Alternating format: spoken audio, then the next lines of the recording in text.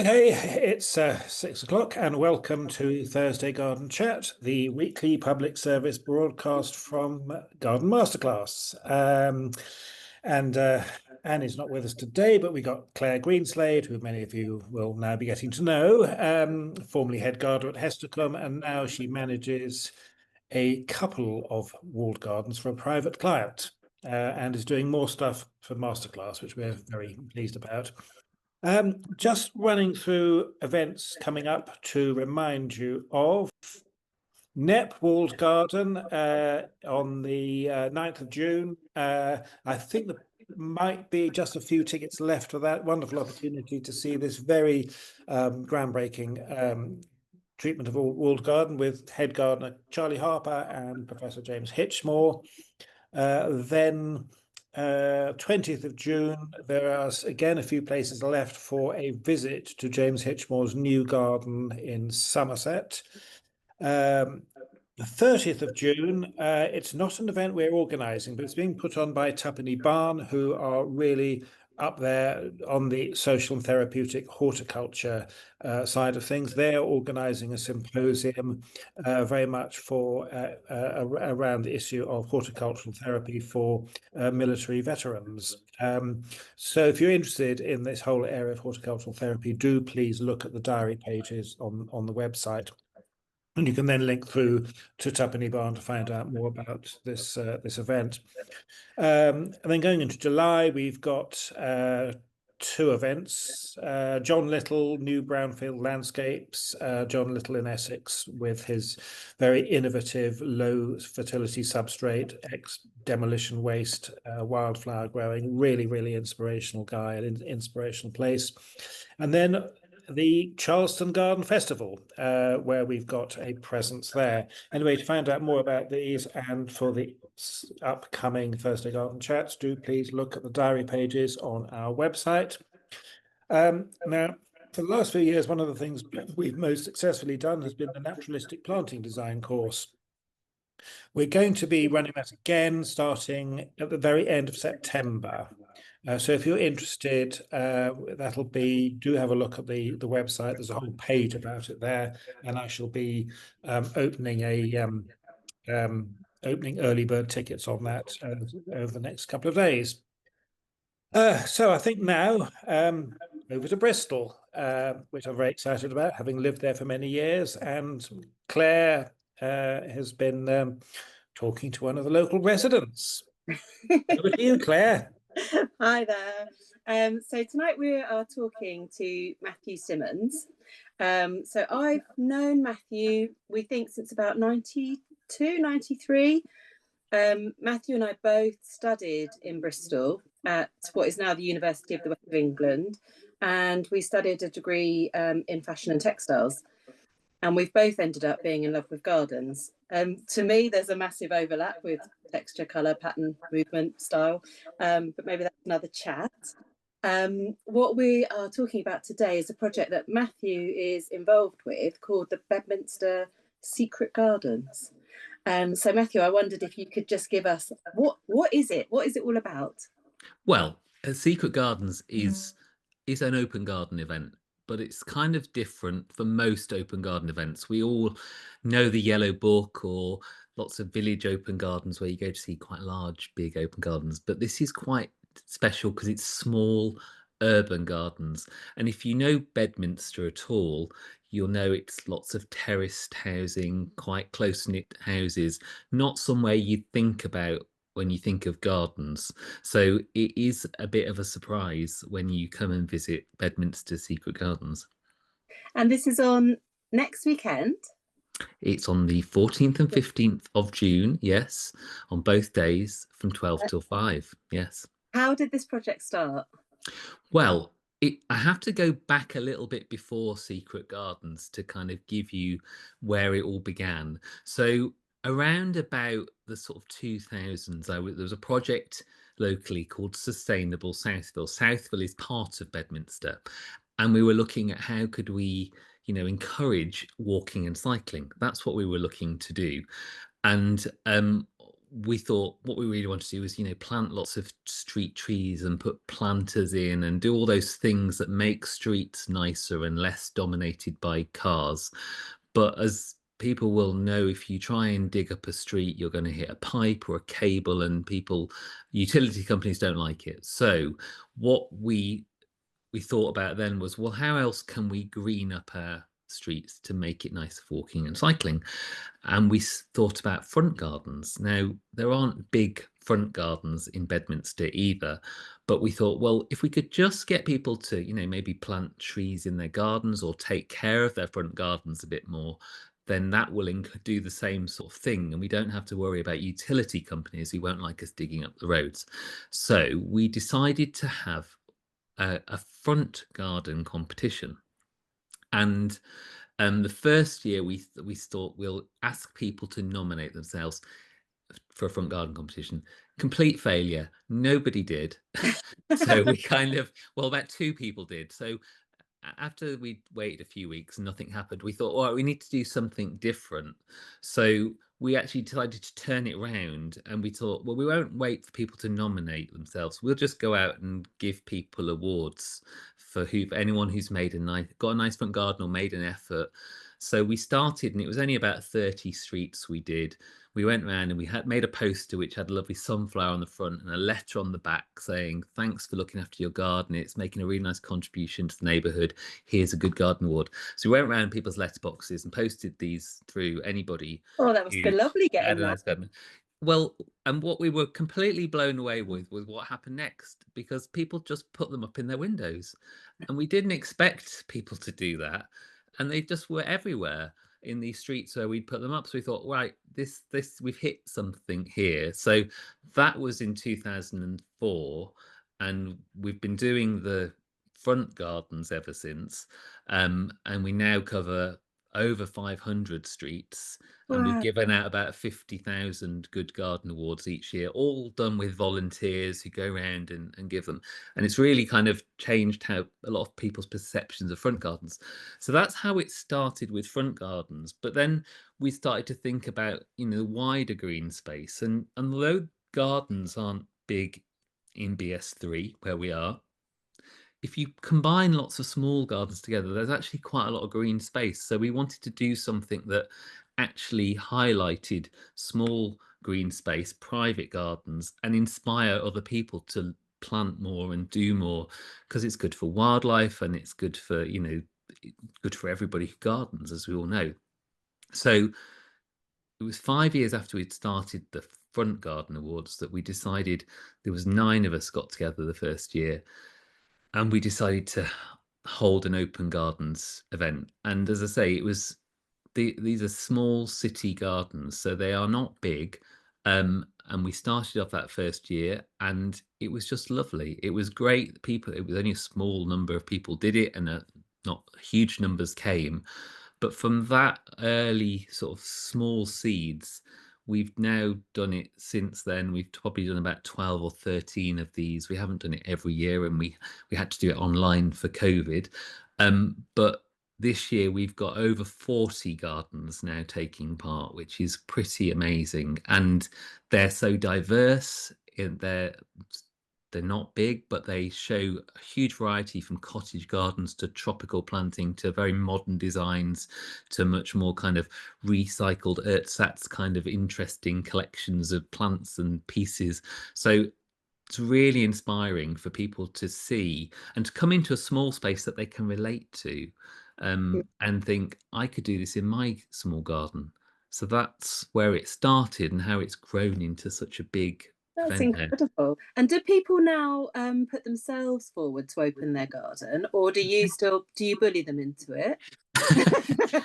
So heaven forbid that I would bully anybody, Claire. No, really, we encourage people. And actually, we don't, some open garden schemes are quite, oh, you have to have this. I know if you're in the Yellow Book, which I'm nothing against the National Garden Scheme, but you have to have half an hour's of interest, and you have to have a certain amount of size and space. We're very much encouraged, if you want to take part and if you're proud of your garden and you want to welcome people into your garden, then you are welcome to join in, because you're the person who's going to talk to people and speak to people. And so it is very community based in the sense we want to encourage people, however small their spaces are. And we really do have some small spaces. There is one garden that is, you can only get 5 people in the garden at a time. And it is almost like you go in a line and you have to reverse out in a line. But it's full of bananas and monkey puzzle trees and tree ferns. And he's kind of he calls it a Jurassic jungle garden, because that's what he wants to create, even though it's a tiny little sort of yard at the side of the house. So it's amazing to see what people have created in these small spaces. But it's very much, if people want to take part, we'd love them to take part, to celebrate just what people have done in small spaces. I would definitely, to anyone that's watching, I would definitely recommend booking this time to go and look at these, because I really found when I was looking around that I think sometimes when people have a small space, they're so much more inventive with it, because every plant counts. If you've got 50 acres or even 4 acres, you know, you've got room to put in big swathes of plants, and you can afford to have plants that you're like, that's okay. But when you've got a small space, you have to love every plant in that. It has to earn its keep, doesn't it? It does. And, you know, small space, if that's the only space you've got outside, you want it to look nice all year round as well. So you've got to think about, how does it do that? And you can't just rely on changing lots of in different areas. This place will look nice in the spring and this place will look nice in the summer. You've got to have that space looking good. So people are very creative in how they do that. And sometimes it's with plants or with decoration or with sculpture, but it's so diverse, and the ideas you get from seeing these smaller gardens. I know in the past we've had people come in and they've, you know, you can see their eyes light up when they've seen an idea they want to take away, and they've come back the next time and they said, oh, I've done this in my garden. So it's really great that you can genuinely give people ideas and they go and do it, because it's not overwhelming, it's not too big, they are real gardens. Some of the images that we're seeing on the screen now, this is your garden, isn't it? It is my yarden, as I call it, because it's kind of a small garden. It's about 18 foot by 21 foot. So it really is a yard. You know, these houses were not built for gardens, really. And I've got the added challenge of it being slightly on a hill, my garden. So my garden is lower than the house level. So we've got a little terrace deck now that you come out into before you go down into the garden. But none of the gardens are huge, and my garden especially is one of the smaller ones, but it is rather rammed with plants and things. And how does it feel? How many visitors do you think you get now on an average kind of weekend? So we do count. We give people a little sheet so they can keep 5-bar gates. And last year I counted 450 people over the 2 days. So it is a lot Just of in your people garden. in a small space. So I did take a little time-lapse picture of it as well, and it's quite funny to watch it. It's a bit like human Jenga, as people come in and you have to say, right, you stand there for a minute and then you go over there and you go out. But that's part of the fun, actually. People love that, that they can squeeze in, and some people just sit down and watch it all and let it wash over them as people are coming and going, and that's nice too. But yeah, you can get a lot of people over a weekend, which, you know, can be a bit challenging. So if people are visiting, how do they know where the gardens are? Well, the other thing about Bedminster Secret Gardens is we really want to promote it and encourage it, and we want it to be accessible. So we don't charge a lot intentionally. So we ask people to donate £3 minimum, and people can donate more if they want to. But we give our guide away free. So here's one I prepared earlier. We have a guide like this, which is available online at bloomingbedminster.org.uk, and we give those away. We have them at our local garden centre, our local city farm, and little shops on our high street and stuff. So we give away about 4,000 of those guides in advance. We have some for the day, but to try and promote it and to get people to come along, that tells you where all the gardens are. It gives you the map, a little description and photos of each garden and when they're open. Some are open on both days, some are open on Saturdays, and some are open on Sundays. And then we encourage people to, plot their visit and decide where they want to go. So, we want it to be We want people to come, even though they're small spaces. We're really proud of them and want people to enjoy them, take ideas away. Do you get anyone doing the 40 garden challenge and like do it all? You do Well, a prize. I have thought about that in the past. Should we have like a stamp or something so you could have a prize if you've done all 40 of the gardens? I'm sure there are some, because there certainly are people on the Saturday when we start at 12 o'clock. There are sometimes a little queue of really keen people waiting outside some of the gardens. So it's like those people that go and try and do every tube station in a day. You know, they're going to rush round and get to them all. But good luck to them. I mean, they are spread across BS3. They're all walkable or cyclable between, so they're not that far apart. But yeah, you've got to go some to get through all 40 over 2 days.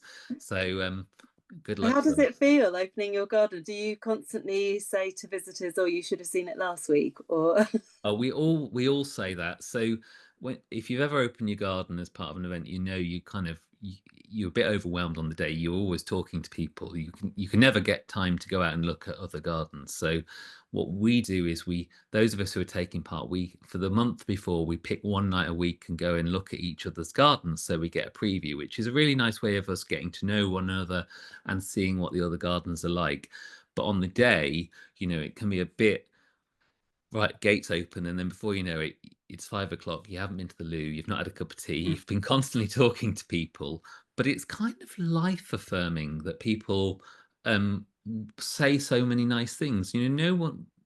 Gardeners are just nice people, I think, because no one says horrible things. They always say positive and nice things. So it is something I would recommend people do if they have a nice garden and you want to welcome people in. It's really a lovely thing to do. One of the people who takes part, her name's Carmel, and she always takes the Monday off because her face hurts too much from smiling and talking to people. So you do have to build in some rest time afterwards. I think it's very brave to open your garden. I can really remember, because I've known Matthew for a long time, I can really remember when you first planted those pleached hornbeams in your garden. And this is a tiny space. And I remember us helping you to plant them and thinking, these are blooming huge, but bravo to you. They've been such an amazing success. But yes, they weren't huge when they went in. I like to put things in the garden to mark special events. So the hornbeams were my 30th birthday present from you and others. And so there's 3, one for each decade. And they were about, the trunks were about that big when they went in. They have grown very well. They have blended together. I wanted them to create that kind of green wall to give us the privacy and screening.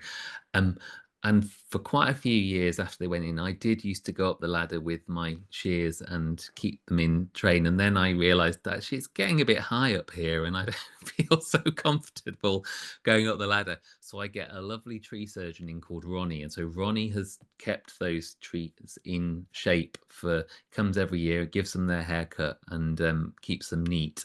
Sadly, Ronnie's moved to Somerset this year. Oh no. And his passing words to me as he just finished giving them their haircut last month was, well, I'm not going to miss your job.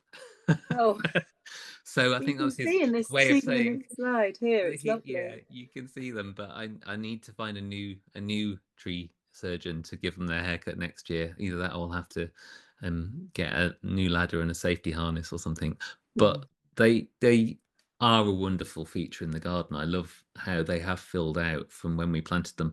And it's quite funny that I'm glad you can remember planting them because it was my 30th birthday party. I'm not sure I can remember planting them. And one of them is slightly angled, just a little bit, that must have gone in after a few drinks, perhaps. I think that's one of the things I really learned when I've looked around, especially your garden, but some of the others as well, is actually even in a small garden, it's kind of like go large or go home still, isn't it? Because the impact you can have. I think the easy thing to do with a small garden is to think it's small, all the plants have to be small, but actually look how powerful it is to just create all these big foliage plants. It's lovely. It's counterintuitive, isn't it? Yeah, I know. When I first started, I think you think small garden. I've got to think small and have small things, but you need to think big. You need to put big plants or big pots or big features in, and it gives that illusion of the space is much bigger. And there are some great examples of that on the Secret Garden Trail where people have done that. Mark's Jurassic Garden is one of them. And there are others where they've kind of really put in statement trees or shrubs into quite small spaces, but rather than it feeling too crowded or too cramped, it actually makes the space expand. And also going up and using the height as well in the small space is amazing. So definitely go big or go home. Are there any that have really surprised you this year when you've done your look round? Oh, oh my God, that's amazing. They're always ones that surprise me, and they surprise me for different reasons. So they every garden has got a different style or feel to it, and it's not necessarily the style that I garden in, but I just love seeing what people have done.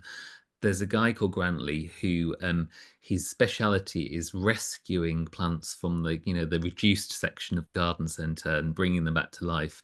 And he has created this wonderful garden. It's small and tiny, but it's just so loved, and you get the sense of how he's nurtured it. And it's got a mixture of different plants, of roses, of Japanese maples, of different things in this small space. But it just screams love at you because of the way he's brought those plants back to life, and it's got his character about it. So that's definitely one that I love, and he's done the Secret Gardens for a few years. Other ones I love, there's Carmel. I've mentioned her briefly. She's the one who has to take the day off after she smiled too much, but she has created the most beautiful cottage garden, really, with beautiful colors in it. In a city garden, and you wouldn't expect to find it. You go through her house to get to her garden. She doesn't have a back entrance, but she doesn't mind people going through, and you're just in a different world. And that's the joy of the Secret Gardens, is that you're just not expecting what you're going to find when you go through the door or the garden gate. They're all so different. I remember meeting a lady that opens her garden that had basically, like, her whole garden was pots of hostas. It was incredible, but like immaculate hostas. So I think that might be Jackie. She's got, we call it Hosta Valley because it's amazing. We did go in her garden this week, and I, slightly jealous because she hasn't got holes in hers. I've got the lace variety of hosta with with the holes in it. But no, Jackie does grow these amazing hostas in pots and still manages not to get eaten by slugs and snails. So yeah, I'm always jealous of your garden because yours is so beautifully edited. Like, I know from talking to you and from going to your garden that it's very much based on the greenery, and if there are flowers, you would prefer them to be white flowers. And I would love to be able to narrow a palette, but I'm like Captain Chaos in the garden. I get carried away and want every colour under the rainbow. But I love the way you garden. It's the circumstances. Sometimes you do what you have to garden with what you've got, and mine is quite a northwest facing garden. It doesn't get a lot of sunshine. It just happens that green is my favorite color, so I like the shapes and the texture. And because it doesn't get a lot of sunshine, then bright colors, they don't pop out, they don't sing in my garden. So I go for the white or the pale colors. Now, yes, I think in an aspiration I aim for white, but I've softened my stance a little bit, but partly by mistake, because some of the plants have turned pink as they've gone through the summer. So it starts more white and pale, and it's become more pink as it gets later. But it's still those kind of light colours which do stand out more against green when you haven't got a lot of sunshine. But of colour is brilliant in a garden, and there are some beautiful colourful gardens on the trail as well. So you will see what people do in very sunny gardens, in shady gardens. Something for everybody. It's not just me who likes your garden though, Matthew. Aren't you last year's B&Q Gardener of the Year? I was B&Q Gardener of the Year. I have the fake golden trowel to prove it. Yes. Well done. And that was a bit of a surprise because I sort of entered the competition because they had a category about small spaces, but I didn't expect a small garden to win the competition, which I did, which was a real thrill. So yeah, it was nice to be recognised. And good prize? I had a wonderful prize. So obviously had the golden trowel, Best which prize. I have to say that when they presented it to me the day after, it chipped. Oh, no. Not because I swung it around, but it did just chip. So it's quality. But to their credit, they did respray it, and so they had a new coat of paint. But as well as that, it was a very nice cash prize, and I decided to spend that not all on plants because there was a limit to how many I can fit in, but I wanted to use it to go and see gardens that were something completely different to my garden. So earlier this year, I went to India on a 4-week sort of traveling round, looking for Indian gardens and Indian planting, which was an eye opener. It was amazing and completely different. I mean, clearly so many different climates and growing zones to my experience. But just seeing Mughal gardens and even small town gardens in India, I did see a great variety. That was amazing. Going to the tea plantations, that was a highlight as well. Oh, that's fantastic. Well done, you. And what do you think? Who do you think are the main people that come to the Secret Gardens? Do you think they are local people, or do you think it's a much wider catchment? Well, it's very much a community event. We do get people from traveling far and wide, and everyone's welcome. So we know we've had people from as far as the Isle of Wight and Yorkshire and coming over from Wales have been to visit in the past. But what we find is, as well as a lot of local people who just like looking at gardens, it's really interesting to see over the years how we've got more and more young people, people who've got a flat or bought a house the first time and they've never had a garden, and they've got a very small garden and they're looking for ideas of what they can do. And this is a great opportunity to do that. You can go and see what a garden the size or a garden like mine, what you can do with that space, and it's an eye-opener and inspiration. So that's been a real change. When we started, it was just people who like gardens, but certainly over the last 5 or 6 years, we're getting much more younger people coming to visit. Obviously, I class myself as young still, but that's a bit delusional. But people in their 20s come along, and that's been a change. So I think that's a real hopeful sign that more people. There's a new generation of gardeners coming along. That's really hopeful because you don't hear that much. It's sort of dragging young people along with us a lot of the time, aren't we? But that's really nice to hear. Yeah, I know. I used to say, gardening was something that hit you in your 30s or later, and you got into it. But it's definitely something I think more young people are passionate about gardening and really getting the bug earlier. Oh, I'm really pleased because I've always kind of worried that people don't get into gardening until they buy a house and they happen to have a garden, and that seemed to be getting later and later on in life. So that's really positive. Well, a lot of young people don't have the means to buy a house, don't they? And certainly in BS3, there are a lot of people living in rented accommodation and coming to see gardens that a lot of the smaller gardens, people are growing things in pots. They are growing gardens that you can take with you. So you can have a garden without having to put it all in the soil in the ground and then leave it behind. So that's something that people can see in a lot of small gardens where you can do that without thinking I'm going to lose all this if I have to move to another rented accommodation. Yeah, that's very true.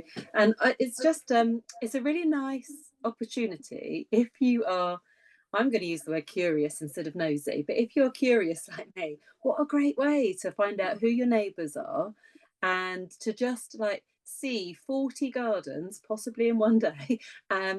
I mean, I worked for a year at Garden Organic just outside Coventry, and what I loved about working there is there were 30 small gardens that were all very different and were all to promote different things. So one might be a pollinator garden, one might be a pest and disease garden, one might be a biodynamic garden, but it all showed sort of different methods and different things you could do.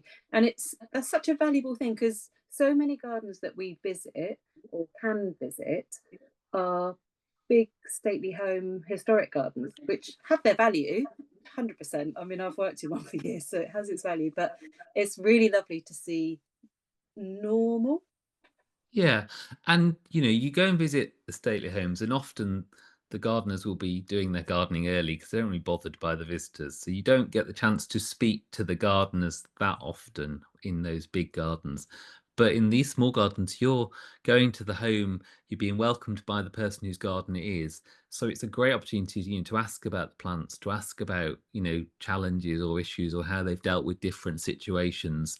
And you can have those conversations, and people love having those conversations. They love welcoming people in, and they love telling them about how they've done this, what that plant is.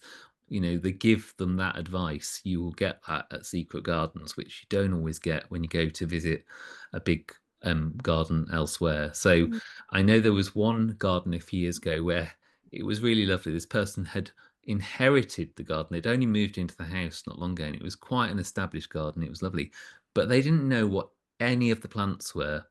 And so what they did as part of that opening and taking part was they turned the tables around and they asked all the visitors to tell them what the plants were, and they had little labels that they asked people to write down what the plant was and to tie it on so they could learn. So that was a lovely example of someone wanting to know about the garden and to pick up ideas from the visitors as well as people who ask the gardeners who are opening their gardens. Such a nice idea, and I really like the fact that I know it came out of COVID, but Gardeners World has their sections now where they go to somebody's home, and I'm really glad they've kept that going. I know for some people it's a bit Marmite, but I really like that side of it, and I was really chuffed when Gardeners World came and did a piece on your secret gardens.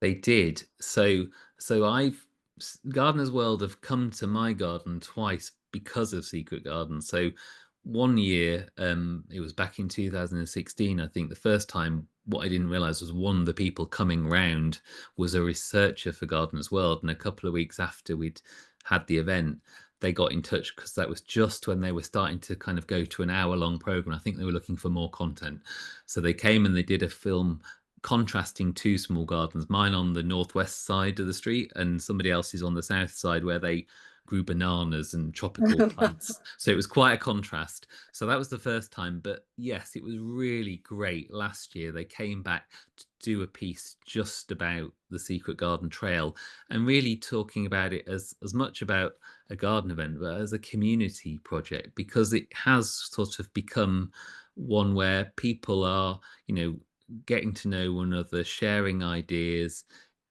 sharing their gardens with the local community.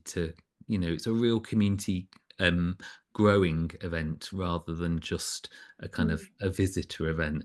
So they filmed that last year and they broadcast it in April. So if you haven't seen it, episode 4, Gardeners World. That's what it is. As if I prepared that earlier. No, it's a really good. And do you the community side of this is enormous. Do you have any plans going forward? Are there plans to make it bigger? So we've got it's kind of spawned different things. So one of the things that's happened on the back of both the Front Garden Awards and the Secret Gardens is that there's this kind of network of community gardeners. And one of the nicest projects that's come from that is something called the Patchwork Gardening Group. So they are a group of volunteers who have basically adopted small abandoned patches of land, and they're tiny little sort of patches. They might have been at the end of a building site that's been left, or they might be a council bit of land that just doesn't get cared for by anyone, and they've turned these patches into small community cared for growing spaces. So some of them are flower beds, some of them have become community orchards, and there's probably about 20 of them across BS3 now, cared for by Patchwork Gardening Group and other gardening groups. So it's really spawned this network of community growing and gardening, which brings people together and creates these just lovely, beautiful little tiny spaces in amongst a very built up city, which everyone can enjoy. So that is, and we mark those little community gardens on the map, so if people are walking around between the gardens, they can also stumble across these, and some of them take part and have gardening activity days as part of the Secret Gardens Day as well. So you can go and visit the Dame Emily Community Garden, where it's just amazing. They're growing vegetables and fruit and allow people to, you know, help themselves. It's a kind of real open gardening space. There's another one which is called the Pocket Park on Upper Perry Hill, which is the tiniest, it's kind of smaller than a parking space, where they've created a bench and a planter and a mural on this very kind of narrow, heavily built up street with no front gardens, so that the community have got somewhere where they can meet and get together. So there's those lovely little tiny spaces has been a real kind of brilliant outcome. They're just major wins, aren't they? Absolutely. That's fantastic, because for anyone that doesn't know Bedminster, it's basically built on the tobacco industry, isn't it? So Bedminster was full of tobacco factories, and all the houses in Bedminster were built to house the factory workers, hence small terraces and all the rest of it. But so there's not a lot of bit, you know, it's tightly packed, isn't it? So it is tightly packed. Are so important. You know, it's one of the, I think, one of the areas of Bristol with the lowest sort of street tree count. So, you know, there isn't a lot of greenery. And so every little space that can be turned into a garden, or where you can plant a tree or grow fruit and vegetables, is a real bonus. And, you know, that even though they're small, together they bring such joy for the local community, and especially when they're cared for by local groups as well. I think that's so different. I mean, we probably all know examples of, you know, maybe municipal planted areas where somebody comes along and they trim it once a year, and, you know, they spray weed killer or something like that to maintain it. And it's kind of sad it's not cared for, but with these spaces, they are genuinely owned and loved, and they bring that networking and build that sense of community, as well as caring for the planting. Once people have talking about community, I mean, I just wondering what the demographic is like. I mean, I remember Bedminster years ago as being this very traditional white working class area, and now, by the sound of it, it's full of hipsters.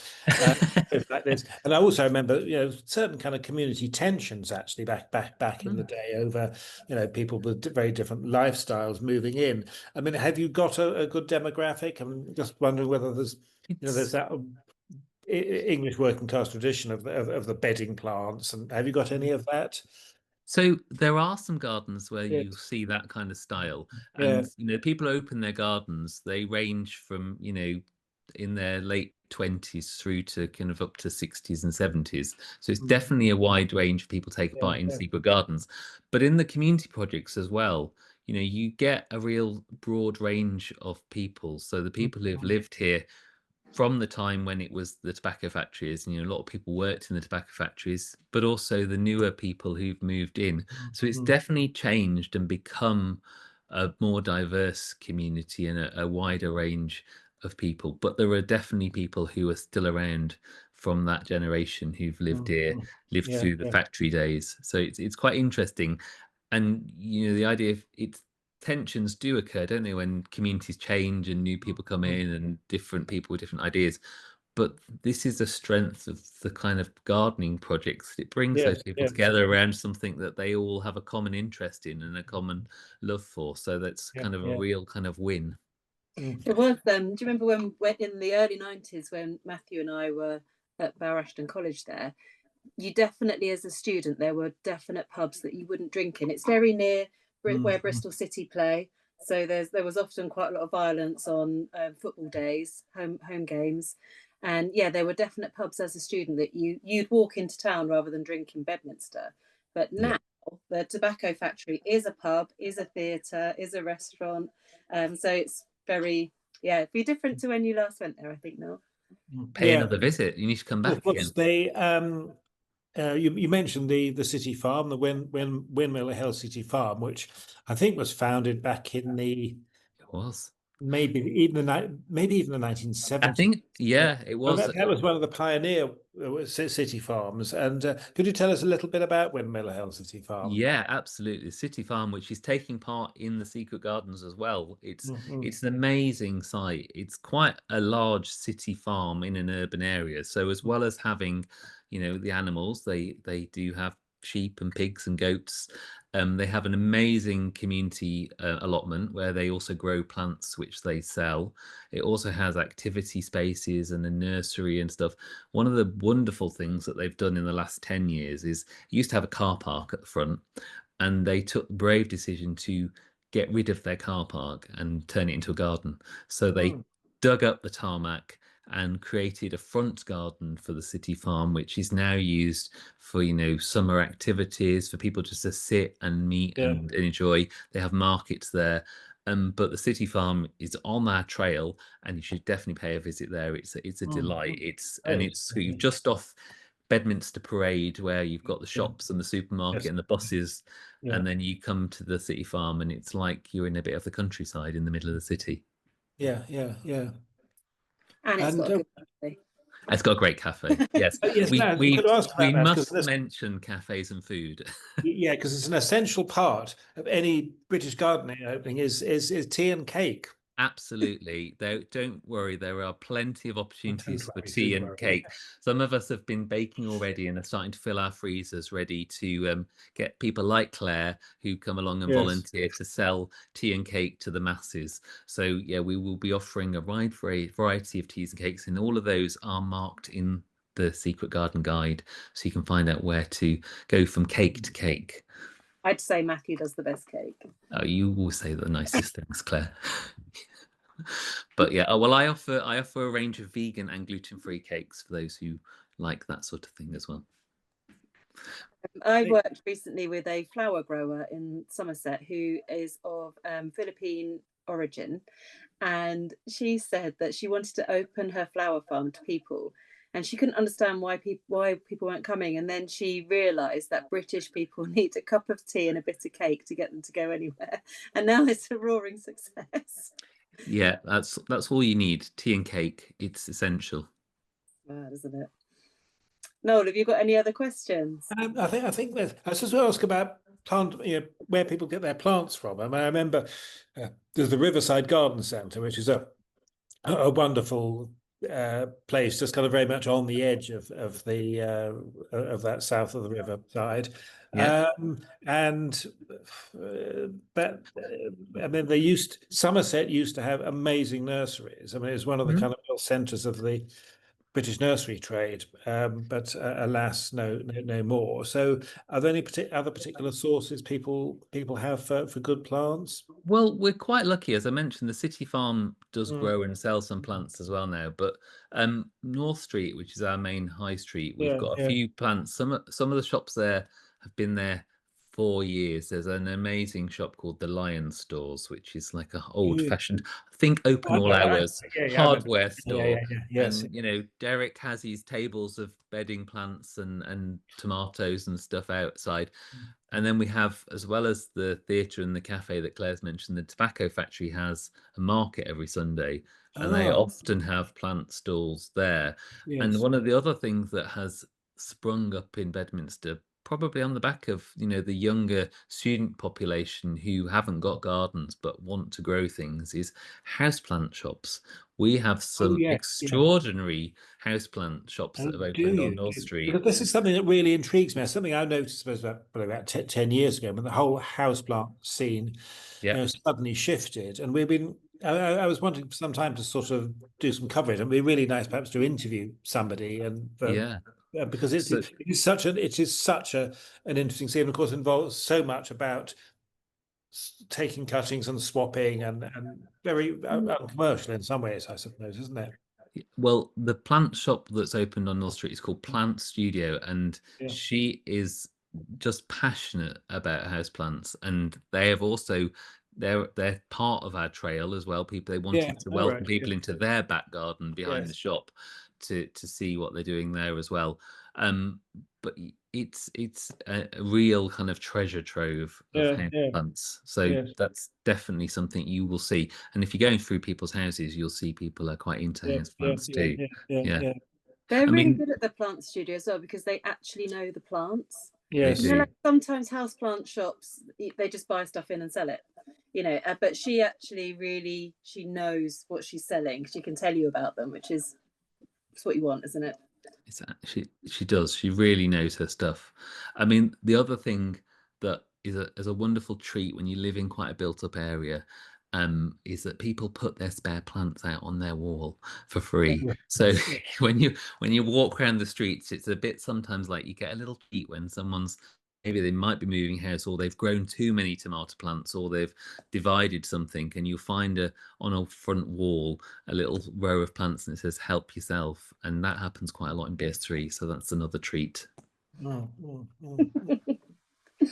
Fab. Yes, well, hopefully you're going to be run off your feet then on that weekend. I hope so, and I hope, you know, people, there's so many to visit, so many different gardens. It's definitely worth a visit. Spread the word. Everyone's welcome. We'll put that link on the YouTube, whatever, and be nice to boost your numbers. See, it sounds a wonderful project, and well, next time I come to Bristol, it'll be nice to meet you and, you know, have a look round. You'll be very welcome. I think you'll find Bristol and Bedminster have probably changed quite a lot, and you know, the green movement is very sort of keen on greening our streets, planting, growing, gardening. It's happening all over. Yeah, great. Well, marvelous. Well, thank you very much for joining us, and good luck. Thank you. Thank you. Cheers. Thank you. Bye. Bye bye.